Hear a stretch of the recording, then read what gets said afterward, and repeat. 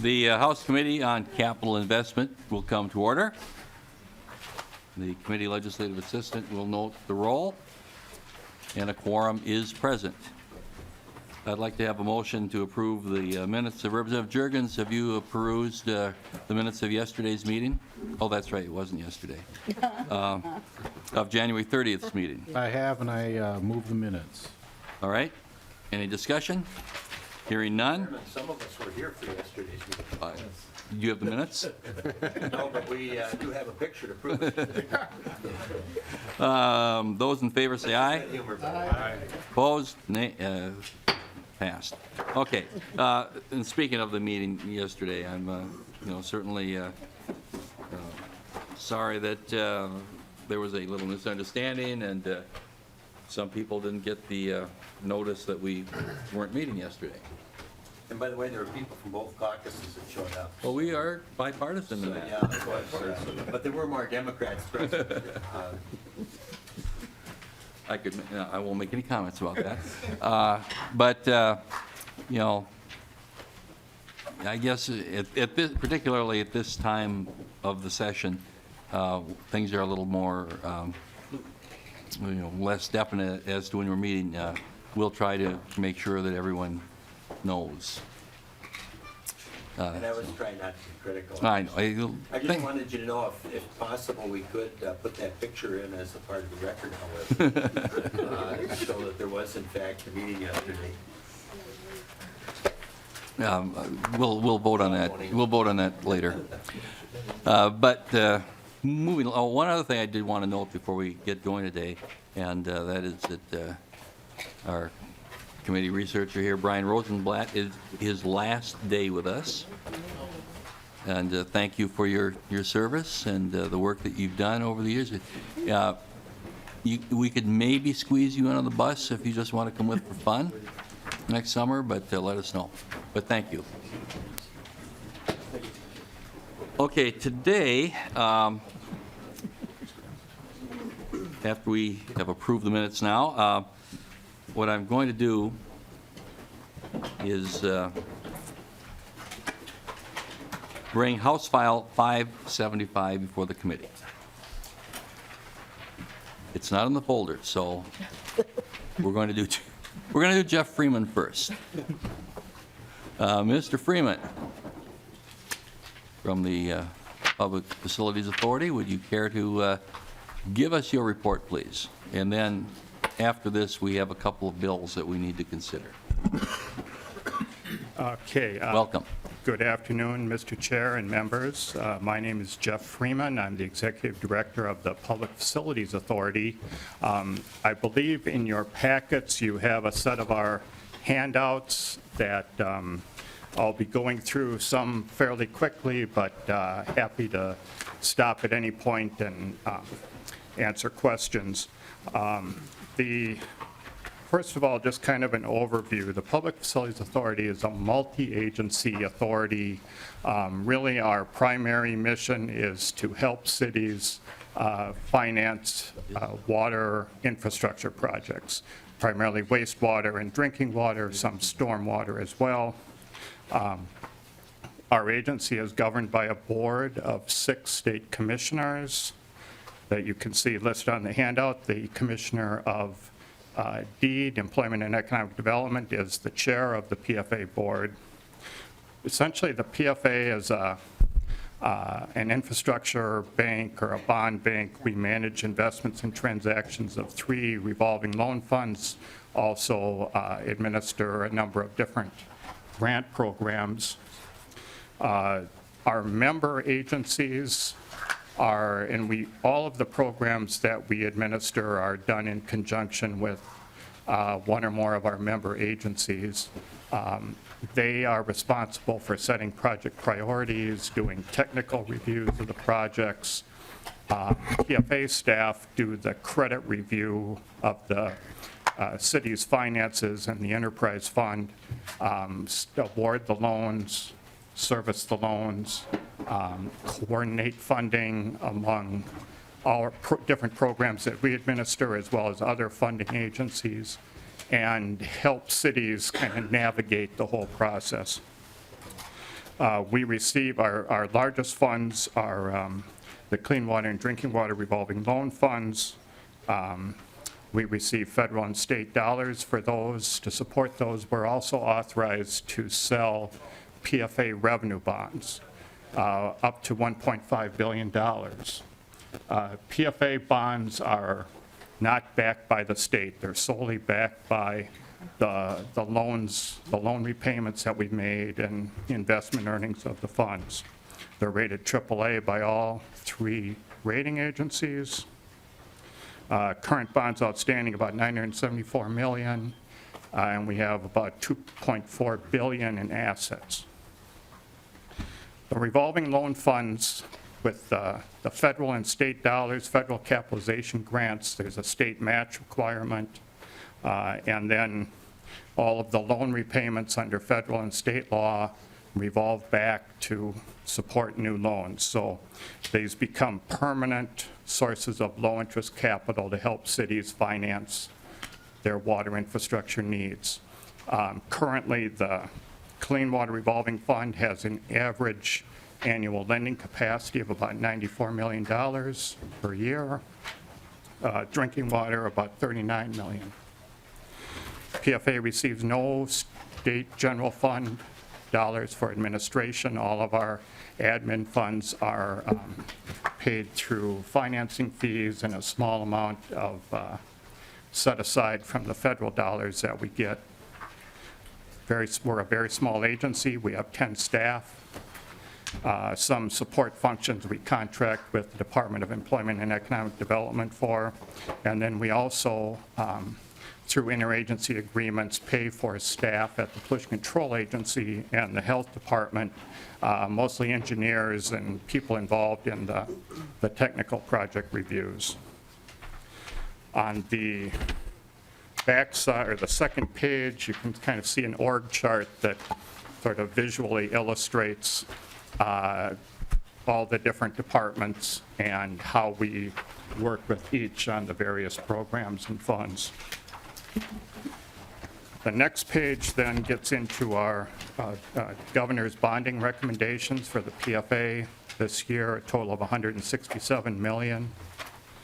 The first, and you probably are aware that number's been talked about a lot over the last couple of years. Minnesota has an estimated approximately $11 billion in water infrastructure needs of communities over the next 20 years. The governor's bonding proposal is really a comprehensive first step at really addressing those needs in a systematic and comprehensive way. The first item is $25 million for the state match to the federal capitalization grants. This is, again, our largest financing programs, these 2 Clean Water and Drinking Water Revolving Loan Funds. There's a strong leveraging of the state dollars in these programs. Each to date, over the history of the programs, $1 that we've received has generated over $14 of project construction and over $3 of interest savings to the local communities and their taxpayers, because all the loans we make are at below market interest rates. The requested funds will provide the required 20% match for expected 2017 and 18 federal dollars, and in addition help provide some additional capital to help build the lending capacity of the funds to meet increased demand. Currently, the lending capacity of these funds, as I mentioned, $94 million and $39 million. That's less than a third of the 2017 requests that we've received. So the demands are significant, and these funds become a major part of the state's assistance to cities to help meet those needs.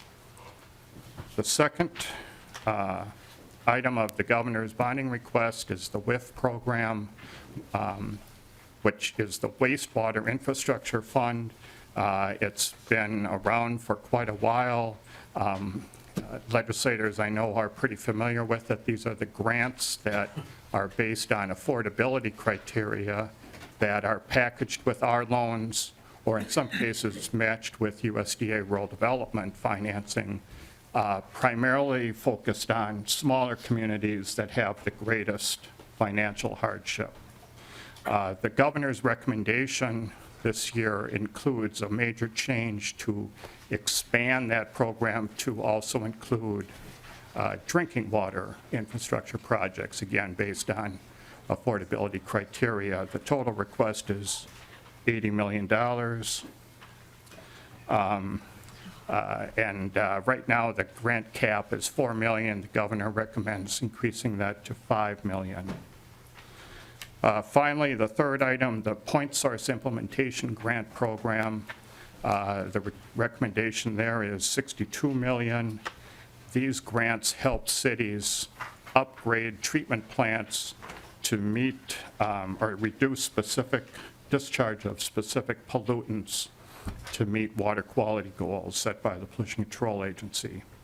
This program has been funded at lower levels in past years through Clean Water Legacy funds.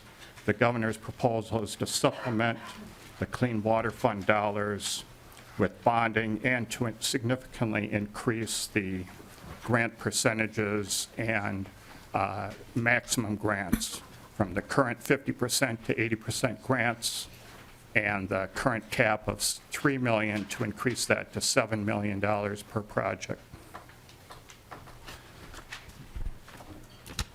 The next page, before we get into the lists and how that works, I wanted to offer this bar chart that kind of illustrates the leveraging that we're able to get from the revolving loan funds. The bar chart shows over the past 10 years or so, in the green bars, the financing that we've provided to cities through the clean water and drinking water revolving funds.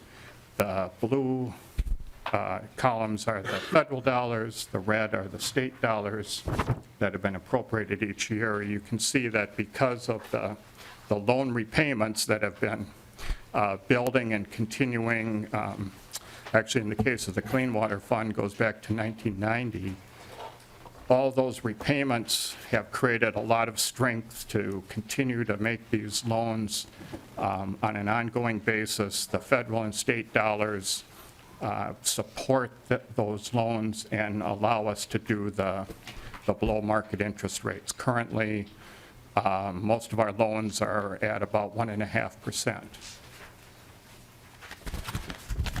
Then the next page, the green sheets, and if you've been around, you know I never go anywhere without my green and blue spreadsheets. So the green sheets are the clean water project priority list. The priorities are set based on environmental and public health criteria by the Pollution Control Agency.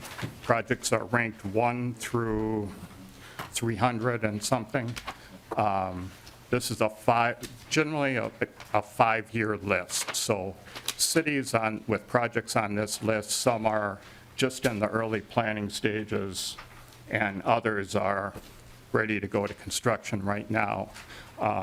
We don't fund a project until they actually are ready to start construction. This is a list that's done every year. A lot of projects carry over, obviously, from one year to the next. The projects with the gray rows all the way across are projects that we have funded this year since July.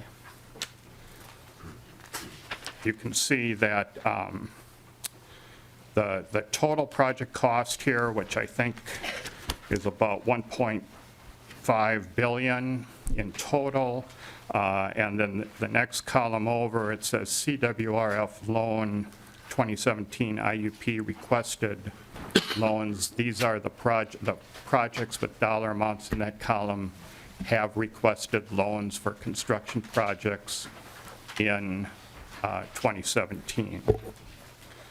There's also some of the federal money we can use as grants, a small little sliver, that's the principal forgiveness grant column.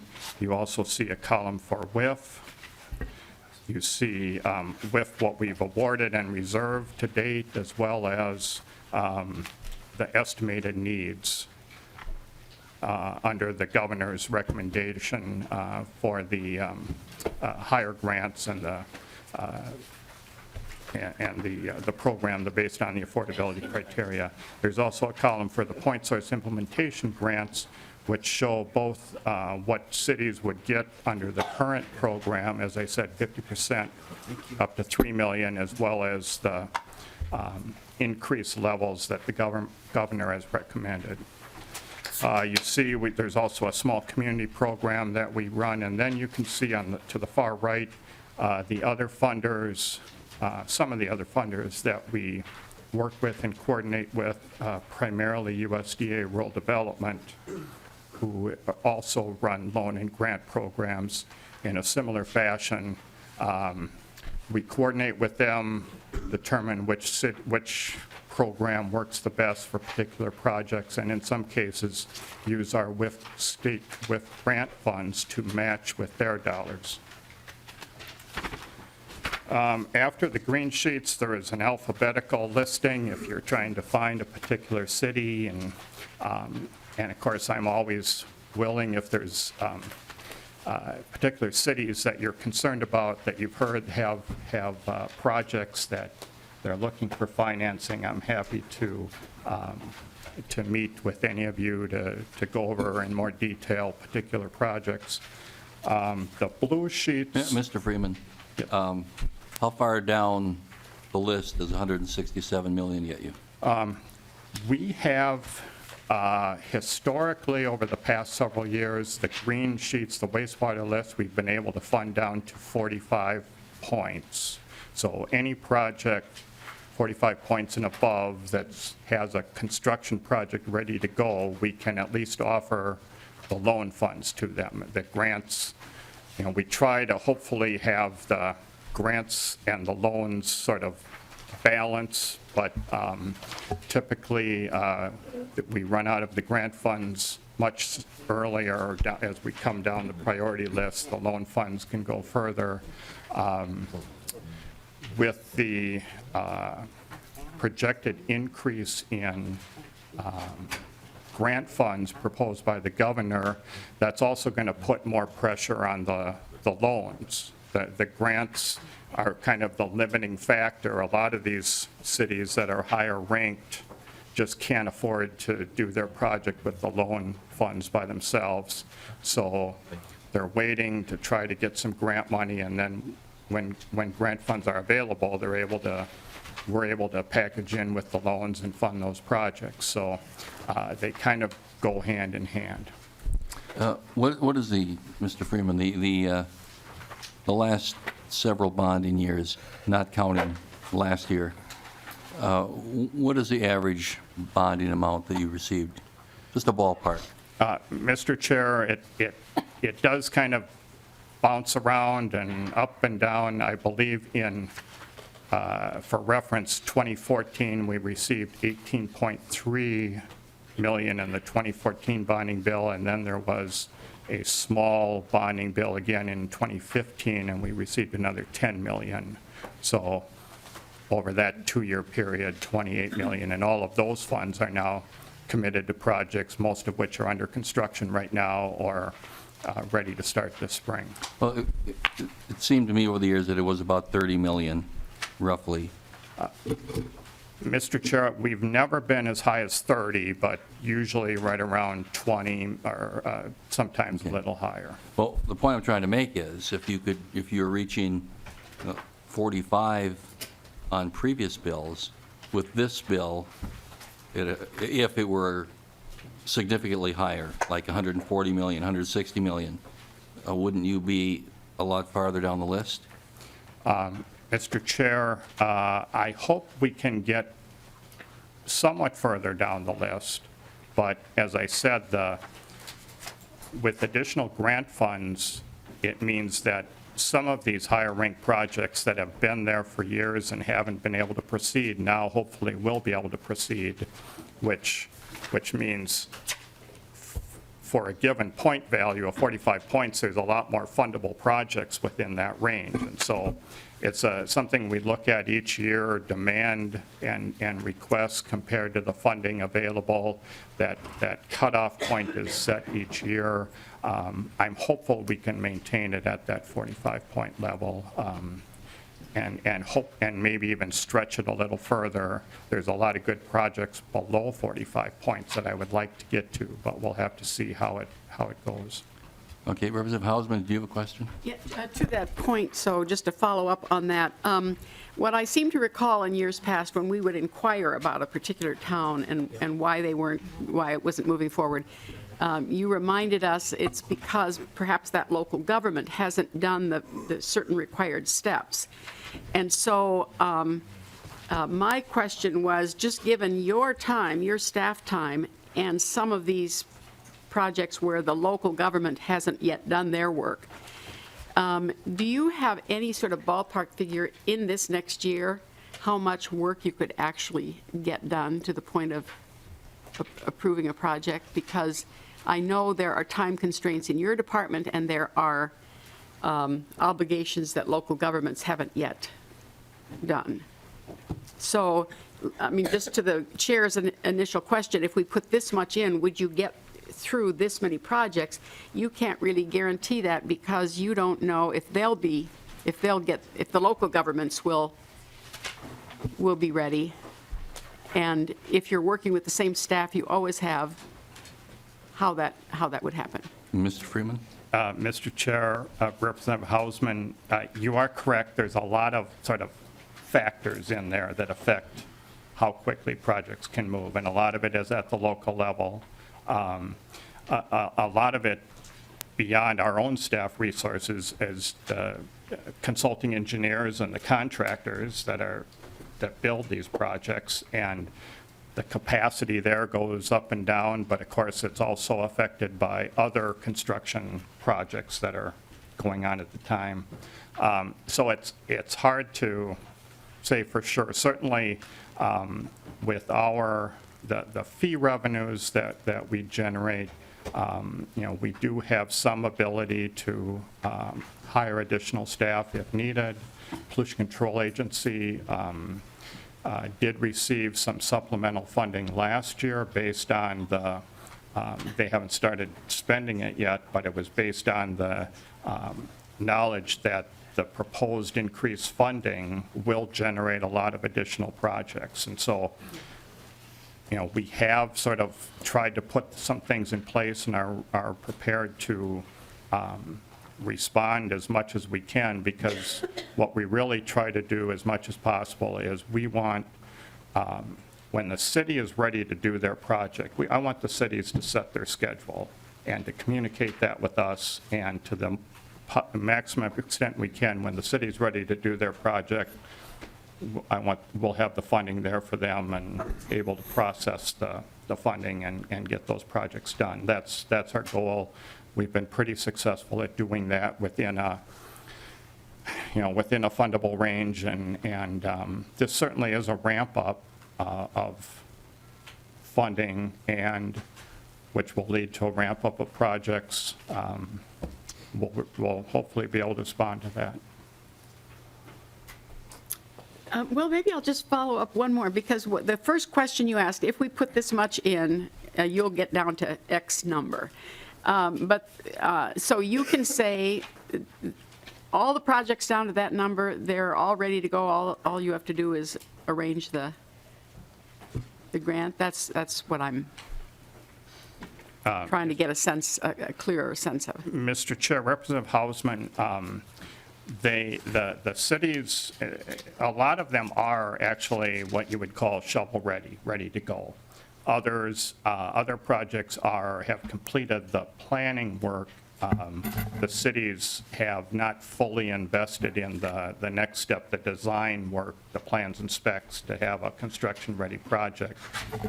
It's sort of, they're hopeful that this funding will be there, and they're certainly ready to move, hoping that it is, but it's sort of a chicken and egg kind of question. I would like to point out, in response kind of to the question, it's hard to see from these big sheets sort of the timing element of these particular programs. So I have added something new to our packet this year. The last 3 sheets after the drinking water alphabetical, they're 3 white sheets.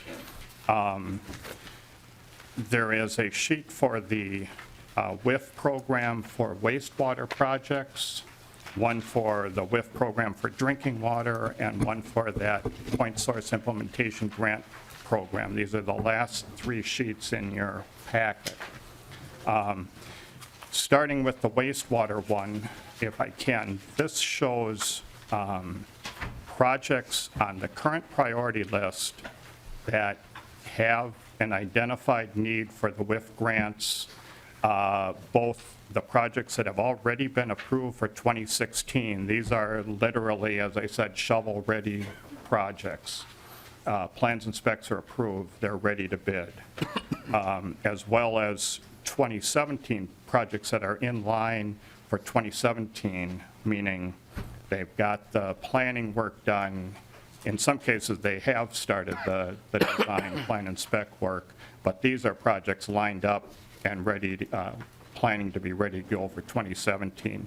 You can see the estimated grant needs, both those to match with our loans as well as to match with USDA Rural Development. You can see over the next 2 years, the governor has recommended of the $80 million for the WIF program. He's recommended a split of $55 million on the wastewater side, $25 million on the drinking water side. You can see this 2016 projects in 2017 is a little over 51 million, which means if the governor's request was approved, we'd have a little bit to carry forward into 2018. We'd be able to fund all of these projects and a little for 2018. The next sheet shows that same wastewater infrastructure funding program. Again, this is now based on the governor's recommendation to expand that program to include drinking water, which would be brand new. We haven't used these funds for that, for drinking water projects before, but the needs are certainly there. And this sheet, again, shows projects that have been approved and certified from 2016, ready to go, as well as 2017 that are lined up and can be ready quickly. The governor recommended then $25 million, the split for the drinking water. And then finally, if I can, the last sheet shows projects that are eligible for that point source implementation grant program. Again, these are the projects to upgrade treatment facilities to meet the more stringent limits. A lot of times it's phosphorus. There's some chloride issues. In particular, the city of Morris, who's here today, has a project on the list to address chloride. City of Detroit Lakes is here with a major project to address phosphorus. You can see on this list, again, projects that were certified in 2016 and projects that are lined up for 2017. You can see the different amounts between the current program and the governor's recommendation. In a few cases, on the 2016 projects, cities basically were hoping for a bonding bill last year when it wasn't approved. Some of these cities just couldn't wait. And so we funded them under the current program. We gave them additional loan dollars so that, because when we fund a project, it's full project funding. We did give them additional loan dollars, but we've structured it in such a way that if there is a bonding bill approved this year, we are going to try to go back and do some amendments to give them additional grant dollars. And you can see that the projects that are highlighted in gray fall into that situation. So these lists, and again, this is just sort of pulling out a subsets of the green and the blue sheets, that you can see the rank numbers match up to the larger spreadsheets, but this kind of helps to see more clearly what projects are eligible for these particular programs and the timing that they can do. Thank you. I think what we'll do, Mr. Freeman, is take a brief, no, I shouldn't say recess. We're going to take up those two bills and then come back to you for questions. Thank you. So, since you now have the bills before you, I would like to bring House File 575 before the committee, and I will move that House 575 be re-referred to the Committee on Ways and Means.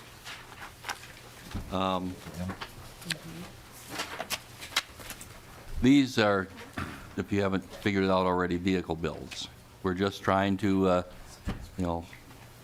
be ready to have these if needed. And obviously, we took 575 because the tax chair told me it was the most important bill in the bonding bill anyway. He wasn't in the room to hear. Representative. Mr. Chair, it might actually be the second. I think the Chatfield Center for the Arts might be the first. Well, they're kind of tied, I think. So, if there are no questions on this, I will renew my motion that House File 575 be re-referred to the Committee on Ways and Means. Those in favor say aye. Aye. Opposed? There goes one down the road. Next is 576. I would like to bring House File 576 before the committee, and I move that House File 576 be referred to the Committee on Ways and Means. Once again, this is a vehicle bill. Is there any discussion here? Notice it's the HEAPR bill, and the appropriation line is blank. Any other discussion? Those in favor say aye. Aye. Opposed? The bill prevails. And now, we can go back to PFA.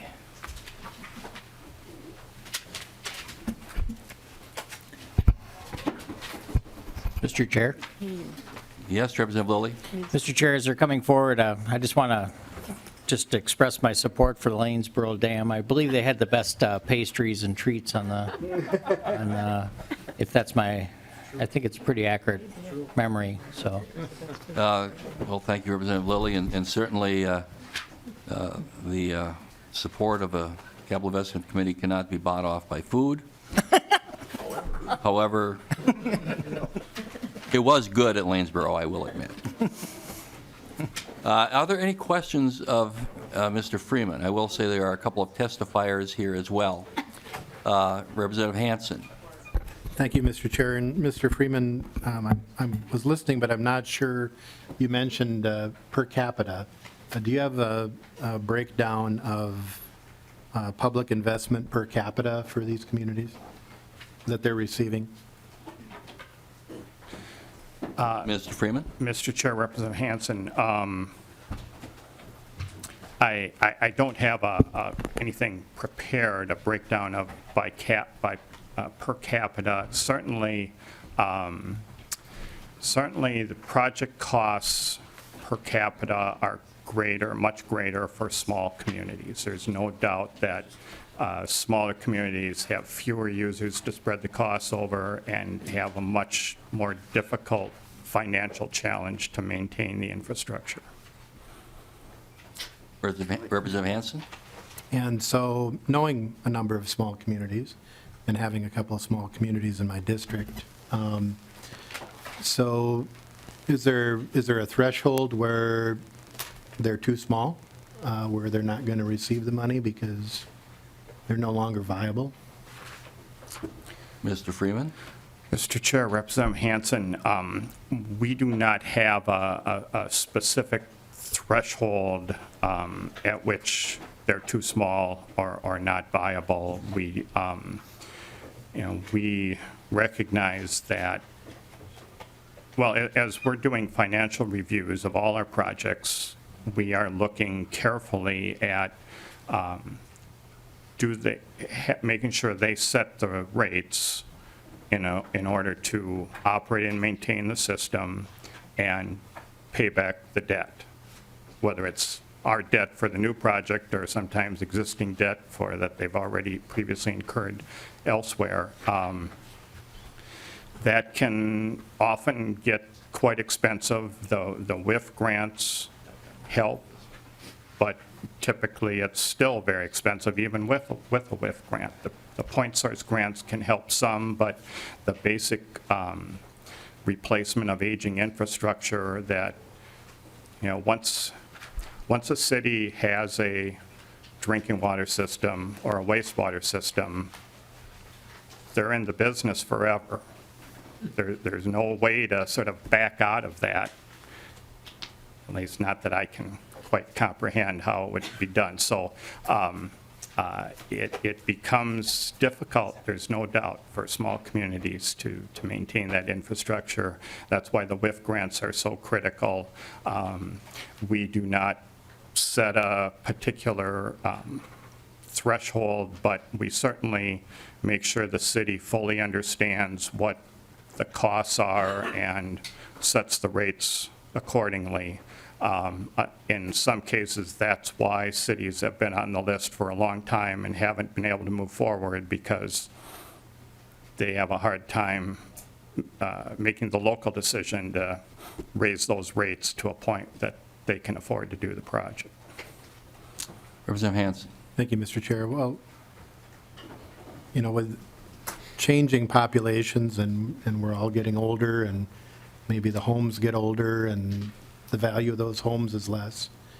Let's just say hypothetically there's a town of 40 people and they have a system that's a legacy system that can't be maintained, and the question is, do you put $2 or $3 million into that, or do you find an alternative way of maybe putting them back into a different system, or they're absorbed into a township or something? These are very uncomfortable conversations to have, but I think they're real. And it's 2017, and I'll be very clear, I have a town of 150 people in the middle of the metro area. So these are things, whether you're in a metro county or a suburban county or a rural county, the public cost. And if we're going to break the seal, which I think we are, of doing nitrate removal for drinking water, that is a whole nother world of cost that's coming up here. And so the long-term costs are huge here. And is it fair? Is it fair if those costs are provided by somebody else, and then some places don't get any help for those costs? Is that fair? So I think this is a conversation we should have. We like giving money to the Public Facilities Authority. I voted for that. You guys do good work. But our state is changing rapidly, as are other states, and it might be good to see if there are some way of dealing with this where there might be alternative methods of different ways of providing the service and governance if communities wanted to. Hey, Representative Hanson, I think you touch upon a very interesting concept. I'd like you to come out to the city of Darwin and talk to them about it. I'm sure all 200 people would be real excited to hear that. But no, let me, more seriously, Representative Hanson, say that, of course, the tax base isn't there in rural Minnesota that there is in the metro area. We just don't have the tax base. And I cannot emphasize enough how important, as I'm sure you know, this PFA money currently is to Greater Minnesota. This is where the wastewater treatment plants come from. This is where the water towers come from. And without assistance from the state, there are large parts of Minnesota where I don't know that people could afford to live. The cost of the new facilities would be so great, the cost of the property taxes would be so great that they couldn't live there.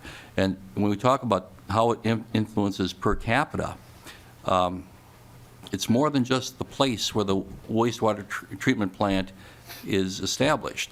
Now, I've had in my county, Cosmos is in the western edge, and you got Dassel in the eastern edge. I've had people in Dassel say to me, well, why should we put Cosmos in a bonding bill? Why should we have to pay for what's going on in Cosmos?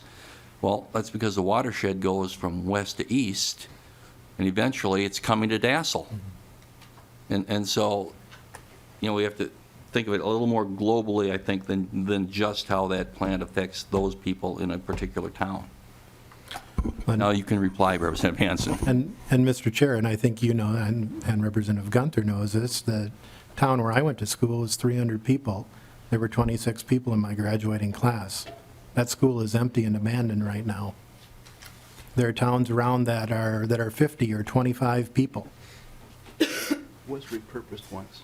And Representative Hansen, it's not just, the wastewater, but you can look at education, you can look at health care, and all of these other things that are in some ways impacted the same way. And I think that's my point, Mr. Chair, is that there are a number of us around the table who don't get that assistance, where we may have constituents who are asked to pay very high fees to cover it, where they don't have the tax capacity. But, and I'll just go right to the governor's bonding. You have $100+ million for PFA, but you've got, I think, $2.5 or $3 million for inflow infiltration. So if I have a constituent who has to pay $8,000 on their 1938 home and they're 85 years old, and they're on Social Security, are they different than the person who's going to be getting the assistance? I think they're all Minnesotans. And I think we can figure a way out of doing this instead of just doing what we always do, which is let's open up the spigot and figure out and give people money. There could be alternative ways of doing this if we find different ways of treatment or different ways of using the money. But we have dramatic changes going on in our state with where people come and where people go and where they move and how they pay. And I think that's a conversation we have to have. It's not being critical of where people live, but we have to look at where we're at and where we're going to go and figure out how to do this. Because I look at this and there's great people living in all these towns. There's great people living in all of our districts. But there needs to be a fairness as well in terms of making sure things work. And you're raising a lot of good points, Representative Hansen. I certainly agree with you in the concept that we are all Minnesotans and need to keep that in mind through all. And maybe in the future, some of the thoughts you're bringing up, should have more consideration. If you can come up with a plan that you think is a nice, fair plan, next year's bonding bill, maybe we can take a look. But, this is where we are today. Representative Hausman. Thank you, Mr. Chair. We've actually had this conversation on the bus a time or two when we have been touring, and it usually occurs when we are in a town, and I won't name the one we were in, where we're told, many of these towns no longer have a grocery store or a doctor's office. In this one town, their only employer was the nursing home, the long-term care facility, and so you sort of see where that town is going. And what I hear Representative Hansen saying is not that we don't do anything, but do we stay with the same technology that we have funded, which is a pretty expensive technology, or do we ask questions, are there other ways, are there other technologies out there, a different direction? That's what I heard you saying, and that conversation we've actually had on the bus. What is the state of the art for a town in that situation? Are there other options? And I don't know if we've ever asked you specifically. You're not on the bus. But I mean, that is a question that we have sometimes wondered about. Is there a different way of accomplishing the same thing?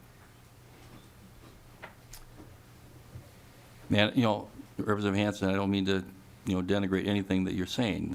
These are things that maybe do need to be looked at, but not going to happen in the next couple of weeks. Representative Hansen. Well, Mr. Chair, I think it's probably over several years that this conversation's going to occur, but it needs to occur. And I think we refer to the bus, but, the beauty of this is the cameras are on, people are here. It's not a conversation on the bus, it's a conversation in public. And it's a conversation we need to engage in public, and it's not a 2-week conversation. It's months and years on this. Exactly. And because the obligations are going to grow quickly, particularly on drinking water, over the next months and years. Thank you.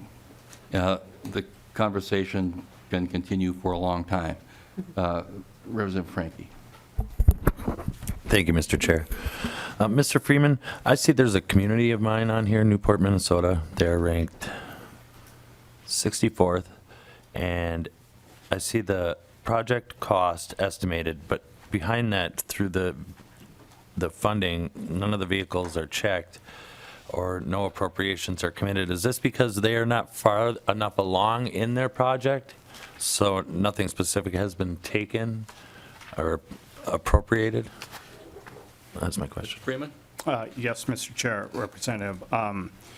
Yes, that's exactly right. There's, as I said, this is a projected 5-year list of projects. So there are a lot of projects that are still sort of in the planning stages or haven't yet committed to a time schedule to actually build their project, at which point we start lining them up under the different programs. We have actually had conversations with the city of Newport. I know they've done some work on their own, financed on their own, and they're looking at continuing. This is replacing old sewer pipes, including some, I think, looking at how to replace some service connections that are letting in a lot of clear water, I&I as it's called, into the system, and then the city has to pay for the treatment of that. And that's an issue for a lot of cities, and I think the city of Newport is still sort of sorting through how they want to do this and haven't gotten yet to the point of applying for funding. All right. Thank you, Mr. Freeman. Thank you. Chair. Representative Considine? Thank you, Mr. Chairman. I'm new to the committee. Do we not ever have central regional water treatment, wastewater treatment plants for several communities? Representative Considine, I'm aware of at least one. I'm sure there are probably many in the state, but Annandale, Howard Lake, and Maple Lake have joined together with one wastewater treatment plant. Developed a sewer district. Okay. Well, we've got one plant, the one sewer district, yes. Oh. Right. So there's one, there are probably more. Well, Mankato now does Eagle Lake, Skyline, North Mankato, Lake Washington. They've just been adding them one at a time. Okay. Representative Sock? Yeah, thank you, Mr. Chair. I'm just curious about something, and this could be just my naivety.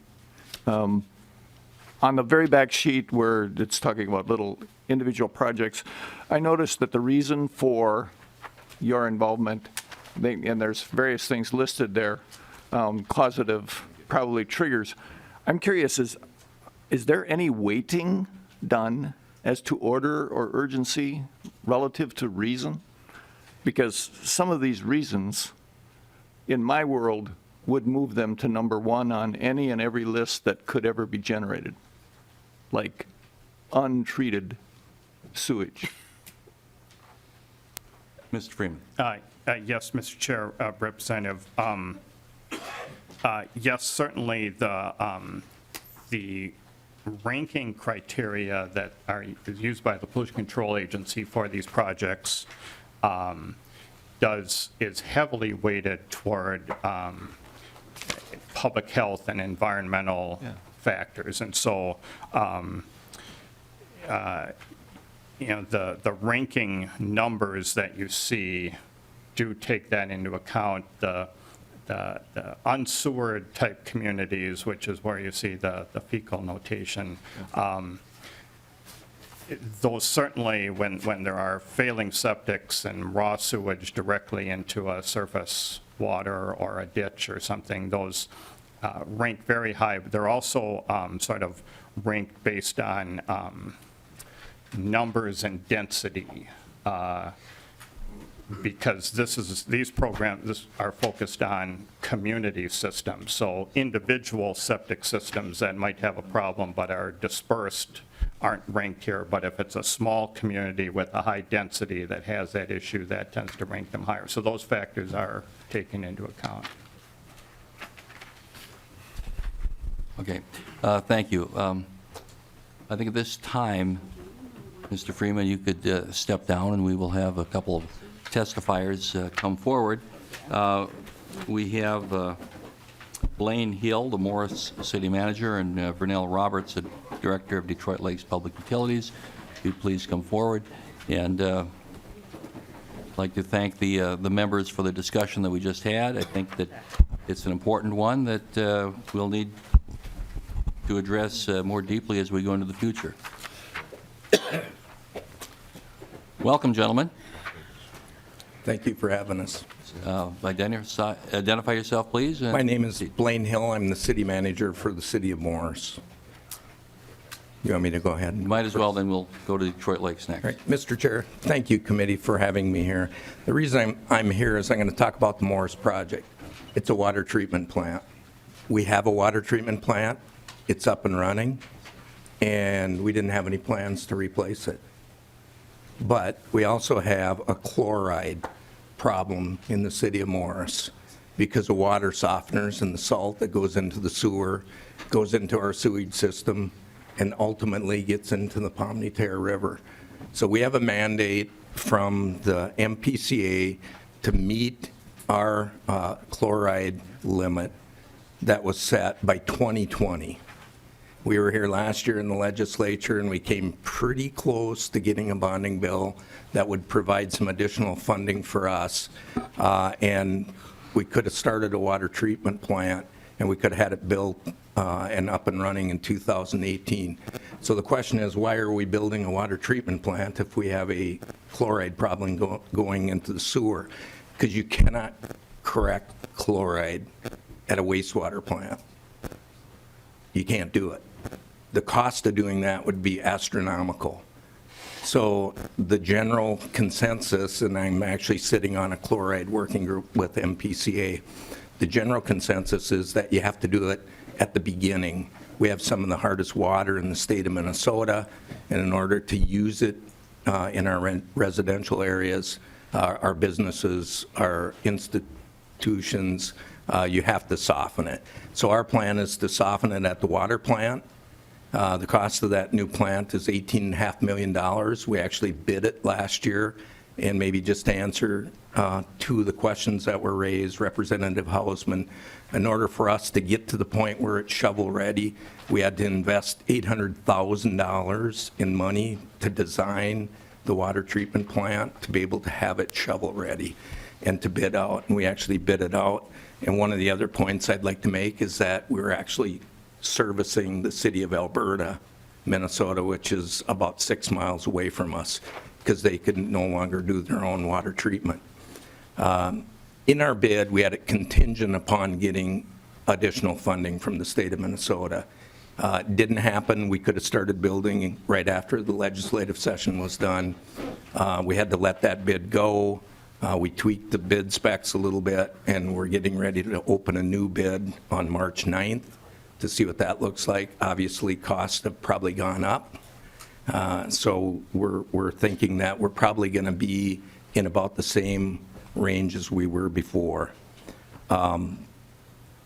If we could get started this year, we could probably have the plant up and running by 2019 and meet the deadline. If we can't get started this year and we have to wait another year, then we're probably going to be pretty close to meeting that deadline for having the chloride coming out of the system. So we're here to ask you to consider helping communities that wind up spending additional funds to be able to meet mandates like this chloride mandate when we're already taking care of the normal business that we would have taken care of. In our case, in order to build this plant ourselves, to do this, tear down a plant that we're already using, we're looking at probably doubling the rates for water on our businesses, on our institutions, and on our homes, and there's a lot of concern for that. And I'd answer any questions if you have. Mr. Hill, thank you. I think what we'll do, let's go to Mr. Roberts and make your presentation, please, and then we'll have questions for both of you. Thank you, Mr. Chairman. Vernell Roberts, General Manager, Detroit Lakes Public Utilities in Detroit Lakes, Minnesota. I'm here to talk about our project, and our project was driven by regulatory changes, specifically our permitted phosphorus discharge limit. Years ago, and currently we're operating under a 1 milligram per liter phosphorus limit, which is a pretty low limit in Minnesota. And that was changed to a .066 milligrams per liter. We got hit with a 94% reduction in our permitted levels.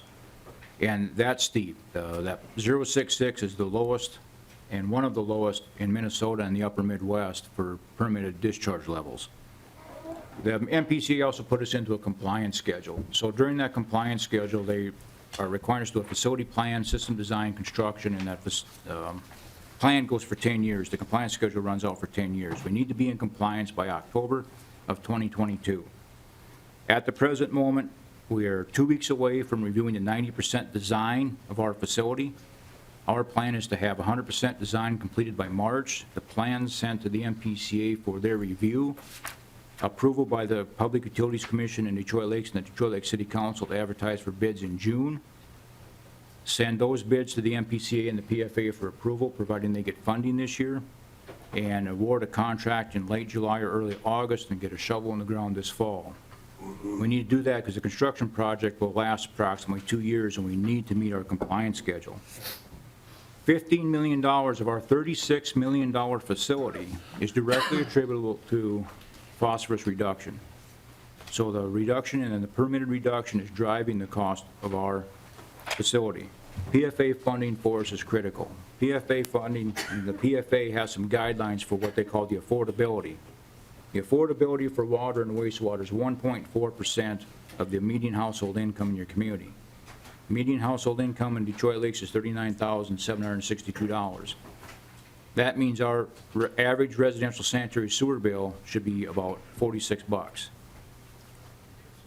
Borrowing $36 million and funding that without PFA assistance, our bills would be almost $100 for an average residential household. With PFA loans and no grant availability, that will go to $81.35. And if the PFA is funded, according to the governor's request, our average residential bill will be down to $68. And that's still above the affordability threshold, but it's certainly a lot more palatable than $80 to $100 utility bill. 17% of our population in Detroit Lakes lives below the poverty level. So it's a significant impact to the citizens of our community. You remember in the governor's address a little over a week ago, we talked about Maltworks, a business coming to Detroit Lakes that's going to be a water and sanitary sewer user. They were concerned about coming to Detroit Lakes because of the cost of the wastewater and what it's going to cost to discharge water to our system, and it's a significant cost to their production. We were able to get them to come to town. That's going to bring jobs. It's going to bring business base, tax base to the community, but we're on the threshold of becoming unaffordable. We need to maintain affordable sanitary sewer rates both for the citizens of our community, economic development, business development, and job growth within Detroit Lakes. This is critical nature for the community of Detroit Lakes. We want to maintain competitive rates. We're a town of 9,000 people, 3,200 connections, bearing the burden of a $36 million facility that has regional water quality impact. We're requesting you fund the PFA to the governor's request of $167 million to provide some assistance out there for these mandated compliance agreements and compliance schedules.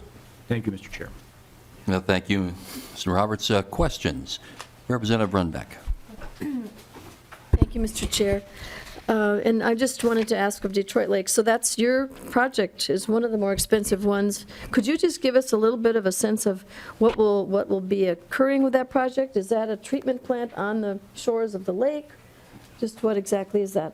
Mr. Roberts. Mr. Chair, Representative, all of our treatment goes to centralized treatment location. And with that reduction in the permitted level, it takes an entirely different technology that we have the capability to do today. So we vetted different technologies, and we took a look at the lowest cost capital, the lowest cost O&M, and the lowest replacement costs in the future, and we have chosen what's called an MBR facility, membrane biological reactor. That is one of the two technologies available to treat to a .066 limit. It's community-wide. When we did our facility plan, we looked at growth to the year 2025, anticipated population growth, and we're sizing the plant accordingly. So it's going to be a community-wide, centrally located wastewater treatment system. Thank you. Representative Uglum. Thank you, Mr. Chair. Sir, once you build this very state-of-the-art plant and everything else, have you had conversations with the Minnesota Pollution Control Agency that they're not going to change the standards on you, that you'll be able to utilize this plant for many, many years to come and still be in compliance, even if perhaps there's federal changes? Mr. Roberts. Mr. Chair, Representative, yes, we have, and that was one of the important functions of the regulatory certainty bill that came through the legislature last year, that if we do P removal, nitrogen removal, and secondary tertiary treatment like we are, they will provide regulatory certainty to us. Now, that is for nutrients. We still have chloride issues, and we still have some other issues that are coming down the road. We're trying to get as much information from the MPCA early to make the right design decisions today to avoid additional capital costs down the road. Thank you. Representative Uglum? No, you're done? Good. Other questions? Representative Considine. Thank you, Mr. Chair. When you're building this new wastewater treatment plant, will you be building in excess capacity? You said to 2025, which is less than 10 years. Is there a possibility of building more capacity and then at some point maybe some of your neighbors being able to join a sewer district again? Mr. Roberts. Mr. Chair, Representative, we're actually looking at a capacity to serve about a population of 15,000, and that's including annexations we may be taking in, and we're also building tankage large enough to add these cassettes, to add additional capacity down the road without having a huge capital cost. There's a threshold for design criteria on where you can go with tipping over being too costly, but we're right on the edge of that and planning for about a 15,000 population base in the future. Thank you. Representative Sock. I'm not sure that this is even the right venue because we're a awarding of money committee, but I'm hearing a common problem here. Rochester is told by the regulatory agencies that we have to get down to .01. And I think we all know that if they're getting to .06 and having to spend a truckload of money, you can imagine what Rochester's bill is to get to .01. So if this is an evolving thing where some system is starting to drive the construction costs on these things, I don't know if there's an economic return on investment question. I'm sorry, I may not even know who I'm asking that of. Just to the cloud. Anyone want to answer that? Mr. Roberts. Mr. Chair, Representative, one thing I spoke to the governor about is, with the technology we're using and the advanced treatment that we're placing in Detroit Lakes, we want to use that as a model for other communities to follow, to show them that these ultra-low limits can be met. We want to use this as the model, and there'll be some economies of scale of construction once this technology is in place and it becomes more readily available and the manufacturers ramp up. The cost of this technology will come down as well as the construction cost. You just got to get these beta sites built out the size we are to be a test site and show that you don't have to be afraid of these ultra-low limits, that it can be done and the cost will become down and will become more affordable in the future. Thank you. Representative Frankie? Nope, okay, that's a good one. No, Representative Dean? Thank you, Mr. Chair. And I just want to make a point here is we have some of the lowest water costs in the country. And I think we've had a very, very rich source of water over the past, 150 years of our state. Representative Dean, are you, the whole state you're talking about, or Minneapolis, or? As a state, overall, our rates are pretty reasonable compared to other states. And I think that we're entering a time where we're going to begin to look at our water rates in a very different way. And just, as we look at the cost of these projects and who's going to be burdening, all of that cost, I think it's something that, warrants that larger discussion moving forward. I think that right now we have towns that need to have the treatment facilities for the people in the towns. I mean, we're at that point where a lot of this infrastructure is starting to age, where it needs to be addressed. So, I mean, we're at a critical time, and I would commend in many ways the governor for making this a high priority. But we also have to be aware that there's going to be some hard choices about how much of the state resources we're going to put in and how much the local areas and the people are going to have to absorb those costs. So it's just something for all of us to be aware of. I'm a big proponent of clean water.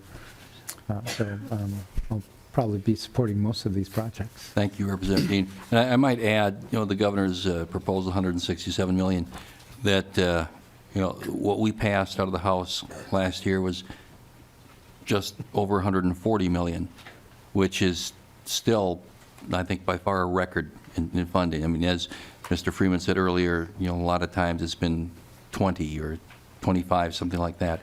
So a sizable commitment was made by the House as well, and I expect that we will again. Mr. Hanson, or Mr. Representative Hanson.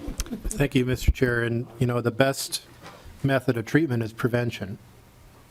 And so the cost, if we put money into prevention, particularly on non-point, the point that Representative Sauk raised of you will have the cities and the communities that will have to squeeze the technology to get the reduction. But if they put that water back in the river and the river is dirtier, or getting dirtier, that's we didn't make much progress. So that's the issue, is what do we do on non-point? Because we tend around here to think if we fund this, we will have solved it. And so we can spend a great deal of effort on infrastructure, but if the non-point continues, both in surface water and in groundwater, at some point we can't drill the new wells because the next aquifer down is contaminated too. So the money that's put in here, there needs to be, we're putting money into non-point voluntary incentives, but we're making a mandatory choice of paying for infrastructure. And that's part of what I'm trying to get at with the earlier conversation. The best method of treatment is to prevent the pollution from occurring. And that is a good point, Representative Hanson. I will take one more question. That's from Representative Detmer, and then we need to move on to the next item. Thank you, Mr. Chair. I was on this committee a couple years ago, and my question is, how many of these projects came to be when standards changed? With the MPCA changed the standard, the requirements, how many of these projects were added to the list? Is there any way we can tell that? Maybe we would have a shorter list, I don't know. But that's just something that came to my mind. Representative Detmer, I don't have the answer. I don't know if anyone does. Mr. Freeman?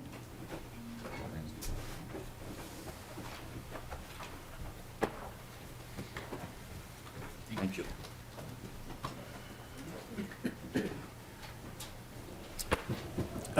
Mr. Freeman. Chair and members, again, Jeff Freeman, Director of the Public Facilities Authority. I don't have the specific answer of how many have been added to the list, but really what you're talking about when you're saying how many projects to meet these more stringent limits, that's that very back page, that list of point source implementation grant eligible projects, which is long and some pretty big dollars, but only a fraction of the two larger lists. So the vast majority, when you talk about $11 billion of infrastructure needs over the next 20 years, the largest share of that is the replacing aging infrastructure, the old pipes in the ground, the aging treatment plants. That is the vast majority of the needs.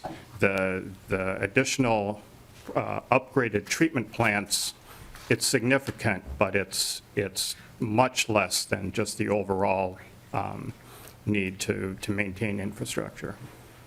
Okay, thank you, Representative Detmer. Thank you, Mr. Freeman. And now I'd like to call up here Mr. Schenecker to talk to us about from the Department of Transportation, local road and bridge program overview.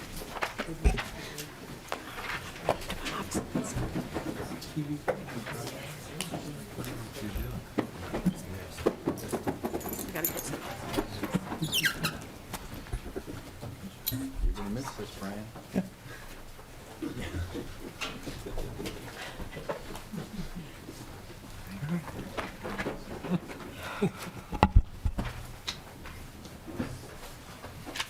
Welcome, Mr. Schenecker. Identify yourself for the tape, please. Good afternoon, Mr. Chair, committee members. My name is Ted Schenecker. I'm the Office Director for MnDOT State Aid. I'm here to give you an overview of the local road, local bridge, and also a little touch into the local road wetland replacement programs. Before we jump into those programs, just going to give you a little bit of background on local road and bridge transportation systems here. So as we look at locals across the state of Minnesota, we break them into the counties. There's 87 counties out there. Here's some of the mileage systems for the counties. 148 state aid cities. These are the cities that receive a portion of the highway user tax distribution funding. 704 small cities. And lastly, lumping townships in here, there's about 1,800 townships in the state of Minnesota. As you see in here, if we take their infrastructure system across the whole state, the local system makes up about 92% of the miles of the roads in the state of Minnesota. Strictly miles. We're not talking about ADT, vehicle miles traveled, just infrastructure miles that are out there. Number of bridges, it's about 80%. So local agencies have a significant share of the infrastructure system across the whole state of Minnesota here. So moving into the programs, I'm going to start with the local road improvement program, created in 2002. As it's stated here, it's really to improve roadway systems for local agencies. And there are 3 accounts within that program that funding can be put into. First, there's the Trunk Highway Corridor account, Route to Regional Significance account, and then the Rural Road Safety account. Since the inception of this project, or of this program, the majority of funding has been put into the Routes of Regional Significance account and the Rural Road Safety account. Very little, if any, has been put into that Trunk Highway Corridor account. The purpose of that account is really to provide a match for projects that MnDOT is leading for local agencies for that project. These projects are selected through a competitive process, so as funding is put into the program, solicitation goes out, local agencies submit their applications for funding, and then those projects are picked by an advisory committee. And that recommendation is then brought to the Commissioner of Transportation, and ultimately, he is the one who approves the projects that are selected through that. These funds are for construction or reconstruction only. It does not include engineering, right-of-way, environmental documentation, anything else. So if a project is not specifically identified within the program and the activities associated with that, it is eligible for only construction. There is also a $750,000 cap on every project, unless, again, that project is specifically identified in the program and a funding amount with it. Here's a little look at the history of the program, going back to 2006. And again, about every other year, funding has been put into that program. If you look at this, the bottom part of each of these bars is the bonding, I'll say, or the cash, because in 2014 there was general fund money put into this program. The middle part, that green there, is what is considered other funding for construction. Other funding consists of state aid funds, federal funds, or local funds that they put towards these projects. And then the top part of each of those is the engineering and construction administration costs as a part of those projects. Numbers at the top of each of these bars is the number of projects that were completed in each of these solicitations. In the last solicitation, there were 52 projects selected for funding. If we look at the list of projects that were submitted, there were 87 that were not selected, seeking over $50 million in bond funds for a total project cost of $150 million. So every solicitation that we've had as this has gone on, we've received more applications, more requests for funding. If we look at the project as a whole, or I'm sorry, as the projects and the program as a whole, about every dollar of state bond money that has been put into this program has matched about $3 of other funds from local agencies for construction and engineering. Moving on to the local bridge replacement program. This one has been in place quite a bit longer, since 1976. Purpose of this is to reconstruct, rehabilitate, replace local bridges. Just a reminder again, there's about 16,000 local bridges out there. Probably about 10% of those bridges are considered deficient in some way, so whether they're structurally deficient or functionally obsolete. So about 1,600 bridges per year are considered deficient. This is not a competitive process. This is local agencies pass a resolution identifying those bridges within their county, their city, their township that meet the criteria for funding under this program. And pass that resolution and say these are high priority bridges for us to replace. They submit that list to us, we compile it. Right now we have about 1,000 bridges on that list. So that's our master bridge replacement list. And again, similar to the local road improvement program, these funds are for construction costs only. No engineering, no right-of-way. Similarly, here's the history of the program. Because of that cap that is on there of $750,000, you tend to fund more projects. However, what tends to happen is those projects are either smaller in scope or the local agencies pick up a bigger share of those. Similar, again, to the local bridge program, about $1 of bond funds matches about $3 in other local funds. I mentioned the master bridge replacement priority list, about 1,000 bridges on that list right now. Average cost estimate that they've given to us in that list is about $300 for us. Let's just round up, say $400,000 per bridge. Do the math there. It's not a one-for-one. It's not a multiplication factor here because there's other things that go into it, but it's about $585 million to complete every project on that list there.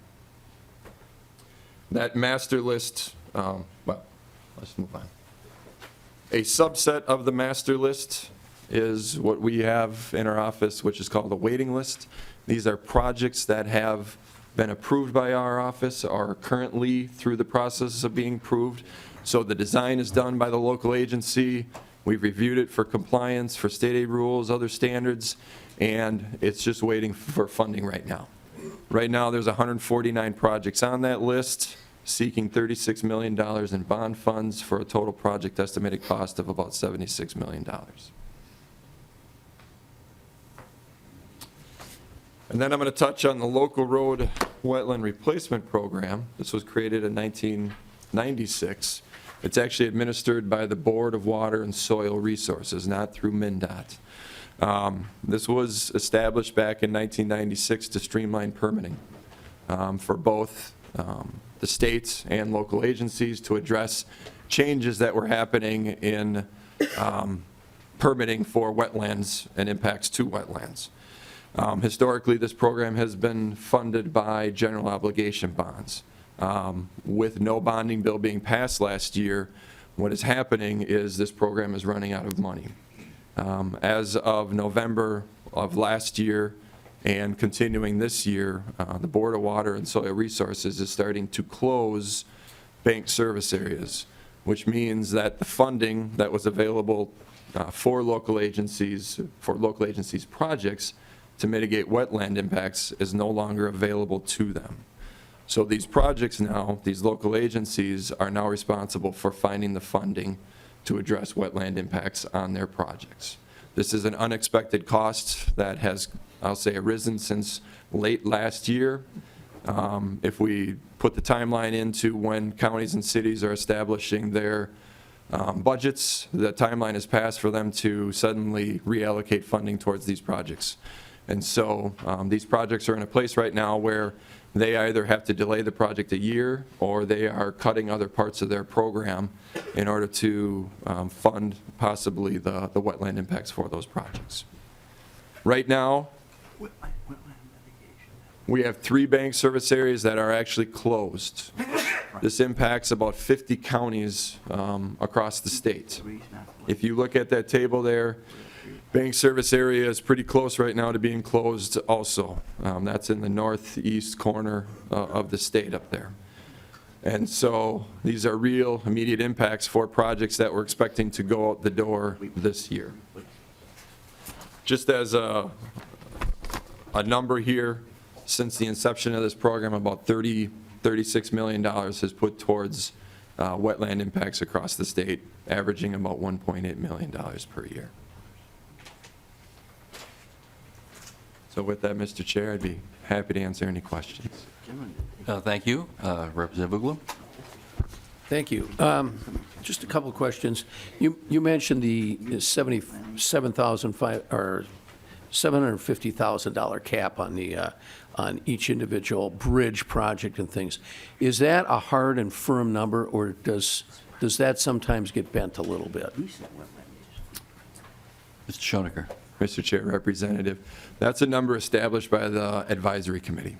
So it's not established in statutes. It's not anything in rules. It's established by the advisory committee. And the theory behind that is that number was actually increased in this last solicitation. It was originally 500,000. So every solicitation that comes out, that advisory committee reviews that number and looks at it and to determine if it's still a reasonable number. Once it's determined that that is the max, that is the cap, unless there is a specific project identified within the program for a certain dollar amount. And Mr. Schoenecker, will you clarify again, was that for just roads or just bridges or both? Mr. Chair, that was just for the local road improvement program. Okay. Representative Uglum. Mr. Schoenecker, yeah, we obviously, and I'm sure you're aware of the fact that we have some major bridges, the Kellogg Avenue Bridge and one in Minneapolis, super bridges I refer to them as. Would they have a chance of being included in this program, or would they be separate? Mr. Schoenecker. Mr. Chair, Representative, they're eligible. So with the criteria that's out there, they are eligible for funding under this program.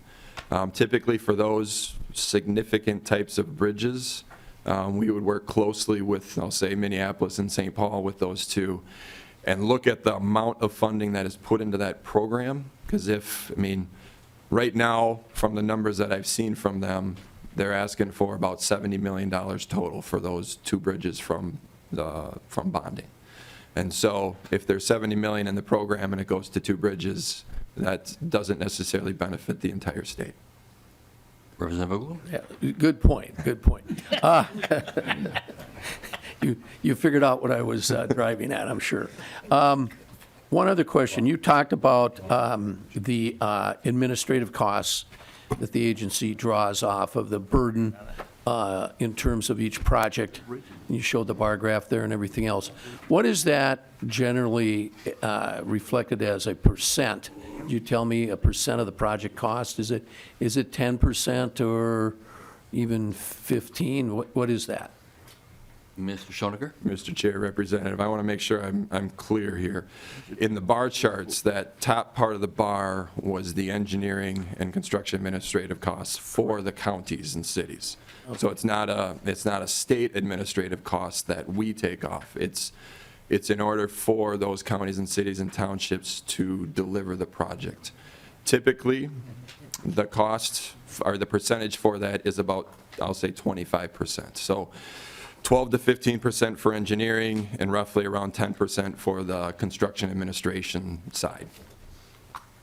Thank you, Mr. Chair. No, that's what I was looking for, the 10% rough. Representative Dean?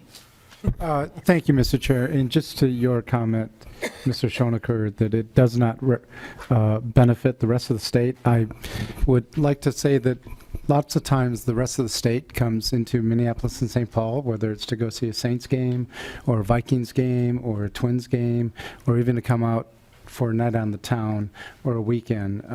I think that we need to be careful on how we choose our words. I would say the money is going directly into Minneapolis and St. Paul, but there's a larger benefit to lots of folks. And I understand that we need to fund those bridges throughout the state that need to be funded, because we can't have any more bridges falling down with people being hurt or dying in them. So thank you. Just a comment. Representative Eklund? Thank you, Mr. Chair. And on the wetland service banks you talked about that are empty or soon to be empty, do you have an estimated cost on what the projects that will be delayed this year? And so people get an idea how many people will not be working this summer because of that? Mr. Schonecker? Mr. Chair, Representative, no. We don't know exactly what projects may or may not be impacted. I'll just use an example. Just heard earlier today, Otter Tail County, right now they have a project that is a priority project for them, and the cost that they have estimated right now to provide for wetland mitigation for that project is about $200,000. And so we don't know the magnitude of it, because right now I would say counties probably are in a position right now where they're trying to make a decision. Do we pay for it, or do we delay, or what do we do? So they're still trying to make decisions on how they approach this. I'll just comment that I'm confident, well, shouldn't say that one. I have a belief that, something may be done to mitigate the mitigation problem. Okay. Sooner rather than later. Representative Hansen. Thank you, Mr. Chair, and that was the point I was going to encourage, is that this is a big deal, and if there's any way that, this is the challenge I think that Representative Hausman was bringing up earlier in other committees, is there's a lot of demands and consequences for the loss of the bill last year, but this is a big one because it has a variety of ripple effects. So if we're starting to move things, this is one that needs to move because it's a statewide impact that's impacting our transportation system. I'll just say I did have a conversation earlier today on that topic. Further discussion? Representative Hausman? Thank you, Mr. Chair. I'll ask you the same question I asked PFA. Just given all of these projects require something from the local government, local roads and bridges, given your staff time and their obligations, do you have a sense of how much you could actually get done this year? I mean, you talk about 1,000 on the list, but you obviously couldn't do them. I mean, even if miraculously you had all the funding, just literally in terms of what local people have to do and what you have to do. Mr. Schoenecker? Mr. Chair, Representative, I would be confident in saying that the 149 bridges that are on the waiting list, we could get them out this year. As far as the local road improvement program goes, if there's funding put into that, it takes time to get an advisory committee together, a solicitation out, so we would be looking at a 2018 start for projects for anything put into the local road improvement program. And then, Mr. Chair, because I'm also on transportation, I had the good fortune to hear the presentation the other day, and there was this handy little handout. I don't know if you were the one presenting, I can't recall. Yes. And so this is a really good piece, specifically local roads and bridges, highway users tax distribution fund. Because in your case, you actually have another funding stream. You aren't just dependent on waiting for this, because money regularly flows through that budget. So for your local roads and bridges, you've probably got some plan in place. I mean, will any of this fund those 149, for example? Mr. Schoenecker? Mr. Chair, Representative, yes. So any specifically of the roads and bridges that are on the either county state aid system or the municipal state aid system, utilize those state aid funds, I'll say, to pay for that other $3 that goes towards those construction costs. So yes, they're utilized for it. Where that brochure does not get far enough down into is when you start talking about the 704 small cities or necessarily the town road system. Okay, thank you. Any other comments? Otherwise, thank you, Mr. Thank you, Mr. Chair. Any other business? I will just say that next week, that we plan right now to meet on Tuesday and Wednesday. Could change, but that's the plan. And the reason I say that is what we would like to do is to consider the governor's bonding plan on Tuesday.